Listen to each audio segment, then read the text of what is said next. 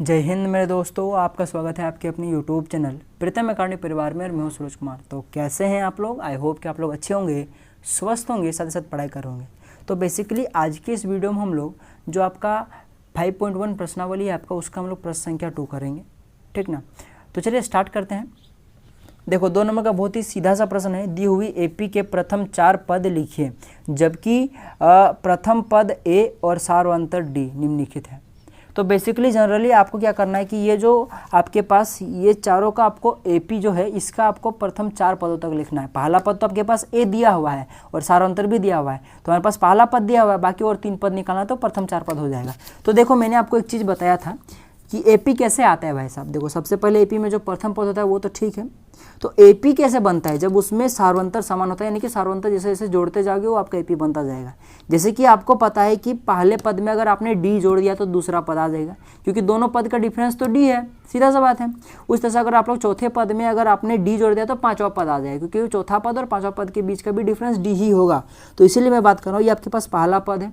दूसरा पद लाने के लिए जाहिर सी बात है आपको ए में डी जोड़ना पड़ेगा, क्योंकि भाई सबका डिफरेंस डी होता है, ठीक ना, सबके बीच का डी होता है। तो इसमें आपको क्या करना पड़ेगा? ए प्लस डी करना पड़ेगा। यानी पहला पद ए है तो दूसरा पद लाने के लिए ए प्लस डी करना पड़ेगा आपको।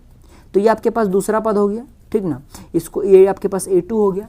ए3 लाना पड़ेगा तो क्या करना पड़ेगा? आपके पास ए2 में आपको डी जोड़ना पड़ेगा। तो ये आपके पास ए प्लस डी ए2 हो गया, प्लस का आपके पास फिर और को डी जोड़ना पड़ेगा। तो क्या हो जाएगा आपके पास? देख सकते हो ए प्लस का 2d हो गया आपके पास, क्योंकि 2 डी है तो 2d लिख सकते हैं। तो ये आपके पास ए3 आ गया। अगर ए4 निकालना हो तो क्या करना पड़ेगा? बस ए3 में यानी कि ए प्लस का 2d में आपको क्या जोड़ना पड़ेगा? फिर डी जोड़ना पड़ेगा। तो ए प्लस का ये 3d हो गया, ये आपके पास क्या आएगा? ए4 आ जाएगा, ठीक।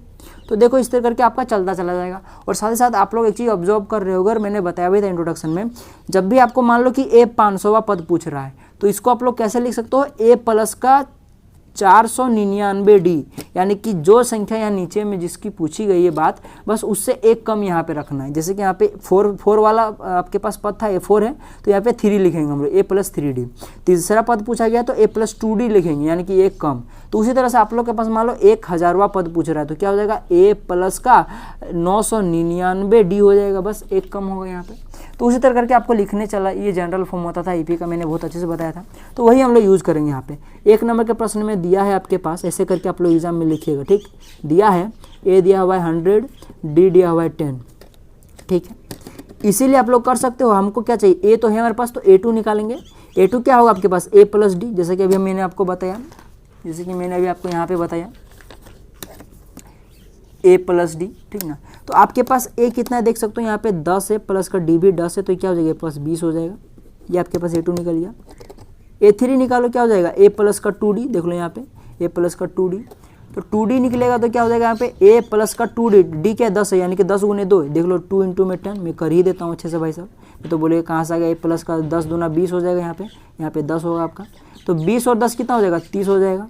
ए4 क्या होगा आपके पास? ए प्लस का 3d, तो क्या हो जाएगा आपके पास? देखो यहाँ पे ए का ए है, प्लस का प्लस 3 × में 10, तो देखो यहाँ पे क्या हो जाएगा? सो ए प्लस का यहाँ पे ए क्या आपके पास 10 है, प्लस का एक हो जाएगा 3 गुने में 10, 30 हो जाएगा, बराबर में कितना हो जाएगा? 40 हो जाएगा। जाहिर सी बात है यार, पहला पद ए है और 10-10 का डिफरेंस हो तो क्या 10 का पहाड़ा चलेगा ना, 10, 20, 30, 40 पर इस तरह चलता जाएगा। इसीलिए डायरेक्ट लिख दो, इसीलिए एपी, या फिर लिख दो अतः एपी का प्रथम 4 पद, या फिर लिखो एपी डायरेक्ट करके ऐसे करके लिख दो 10, 20, 30, 40, बस काम हो गया, आंसर आ गया आपका।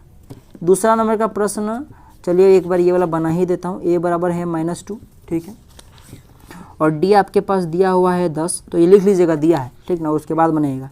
तो आपके पास ए2 क्या निकलेगा? आपके पास ए प्लस का डी निकलेगा। ए क्या आपके पास -2 है, प्लस डी कितना है? 10 है, तो ये कितना हो जाएगा आपके पास? 8 आंसर आएगा, ठीक है। ए2 निकल गया।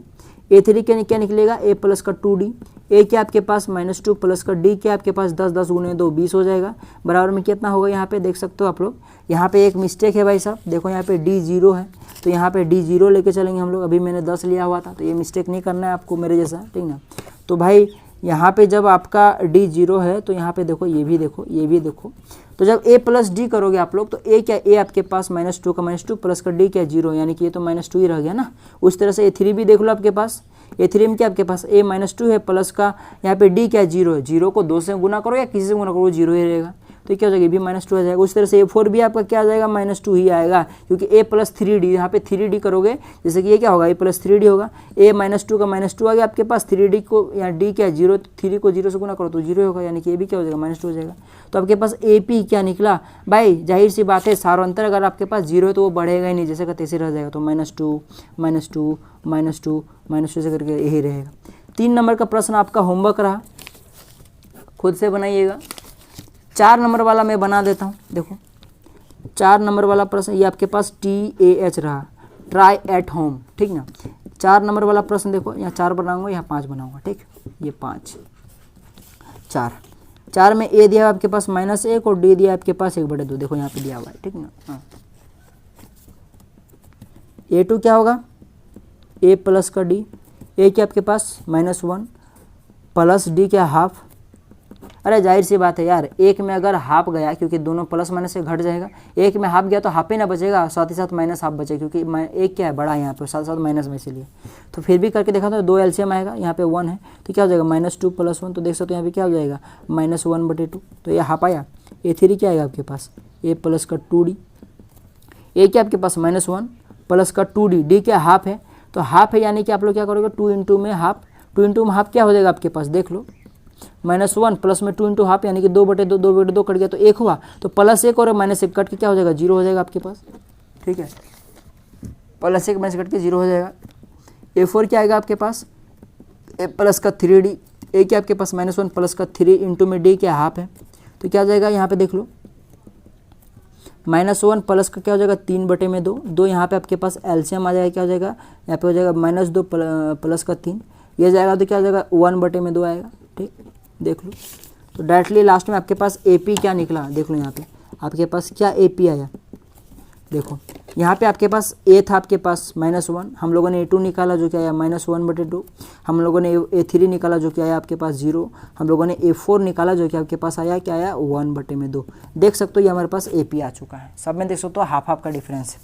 A5 निकालो, मैंने सॉरी 5 नंबर का प्रश्न, क्या क्या बोल रहा हूँ मैं, ठीक ना। तो देखो A यहाँ पे आपके पास दिया हुआ है -1.25 और D आपके पास दिया हुआ है -0.25, देख सकते हो आप लोग यहाँ पे, ठीक ना। A2 क्या हो जाएगा A प्लस का D, A क्या आपके पास -1.25 प्लस का D क्या है -0.25। अब ये भाई देख सकते हो ये प्लस माइनस मिलके माइनस हो जाएगा, ठीक ना, तो भाई यहाँ माइनस हो जाएगा आपके पास। तो देखो दोनों माइनस माइनस यानी कि जुड़ जाएगा, और साथ में यहाँ देखो 1 टका 25 पैसा आपके पास और 25 रुपया और आपको 25 पैसा और कोई दे रहा है, तो क्या हो गया आपके पास 1 टका 50 पैसा हो गया और साथ साथ माइनस का, तो ये आपके पास A2 निकल गया, कितना सिंपल है। A3 क्या है A प्लस का 2D, A क्या आपके पास देख सो तो 1 टका 25 पैसा वो भी माइनस का, फिर ना, और यहाँ पे क्या हो जाएगा देख सो D माइनस में, इसीलिए यहाँ क्या हो जाएगा माइनस पहले में लगा देता हूँ, और इंटू में क्या है 2 इंटू में D क्या है 0.25, ठीक ना। तो देखो 0.25 में अगर 2 है, मैंने समझो 25 पैसा आपके पास है, उसका दुगना कितना होगा 50 पैसा, यानी कि ये आपके पास -1.25 तो है, माइनस का ये कितना हो जाएगा 0.50 पैसा हो जाएगा। अब देखो जुड़ जाएगा, तो 25 पैसा और 50 पैसा आपको जोड़ो तो कितना 75 पैसा, और यहाँ पे 1 रुपया है, यानी कि 1 रुपया 75 पैसा, यानी कि -1.75, ठीक है। उस तरह से A4 निकालो, क्या हो जाएगा A प्लस का 3D, देखो A क्या आपके पास -1 रुपया 25 पैसा, ऐसे समझो, और ये क्या हो जाएगा माइनस हो जाएगा यहाँ पे, क्योंकि यहाँ पे देख सकते हो D माइनस में, यानी कि आपको D दिया हुआ है 0.25, 25 पैसा को 3 गुना करना है, क्योंकि 3 से मल्टीप्लाई करना है, तो कितना हो जाएगा 75 पैसा, तो क्या हो जाएगा -75, यानी कि 0.75 पैसा, ठीक ना। अब भाई जाहिर सी बात है कि यहाँ पे देखो 1 टका 25 पैसा में 75 पैसा अगर जुड़ेगा, क्योंकि दोनों माइनस में तो जुड़ जाएगा, तो ये माइनस हो गया, साथ ही साथ कितना हो जाएगा 2 टका बन जाएगा, क्योंकि ये 75 और 25 ये पूरा 1 रुपया हो गया, और 1 रुपया यहाँ पर है तो 2 रुपया हुआ, तो ये निकल गया। तो लास्ट में आपके पास अतः जो आपके पास AP निकलेगा वो क्या निकलेगा आपके पास, ये -1.25, उसके बाद -0.25, उसके बाद क्या आपके पास A3 निकला -1.75, और D क्या निकला आपके पास -2, तो ये आपके पास AP निकला। तो इस तरह करके इन प्रश्नों को बनाना था। आई होप कि आप लोगों ने वीडियो को पूरा समझ में आ गया होगा आपको, ठीक ना। तो चलिए मिलेंगे अगली वीडियो में, तब तक के लिए जय हिंद, जय भारत, और आपका दिन शुभ हो।